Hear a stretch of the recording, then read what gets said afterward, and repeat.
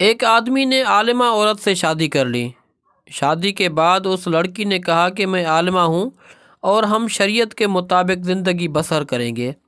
وہ آدمی اس بات سے خوش ہوا کہ چلو اچھا ہوا کہ بیگم کی برکت سے زندگی تو شریعت کے مطابق گزرے گی، لیکن کچھ دنوں بعد بیوی نے اسے کہا کہ دیکھو، ہم نے گھر میں شریعت کے مطابق زندگی گزارنے کا عہد کیا تھا، اور شریعت میں بیوی پر ساس اور سسر کی خدمت واجب نہیں، اور شریعت کے مطابق خاوند نے بیوی کے لیے علیحدہ گھر کا بندوبست بھی کرنا ہوتا ہے، لہذا میرے لیے علیحدہ گھر لے لو۔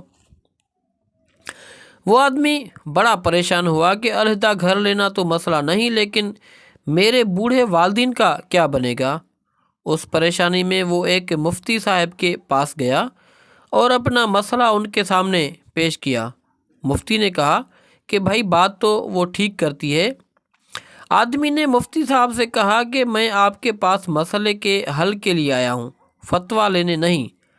مفتی صاحب نے کہا ایک طریقہ ہے، وہ اس طرح کہ جا کر اپنی بیوی کو بتاؤ کہ شریعت کی روح سے میں دوسری شادی کر سکتا ہوں، لہٰذا میں دوسری شادی کر رہا ہوں، اور وہ میرے والدین کے ساتھ رہے گی، ان کی خدمت بھی کرے گی، اور آپ کے لیے علیحدہ گھر لیتا ہوں، آپ وہاں رہو گی۔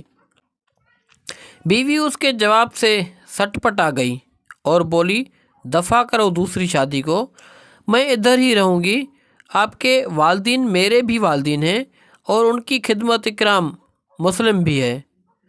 تو دوستو، کچھ وقت نکال کر کسی مولوی صاحب کے پاس بھی بیٹھا کریں، کیونکہ ہر مسئلے کا حل گوگل کے پاس نہیں ہوتا۔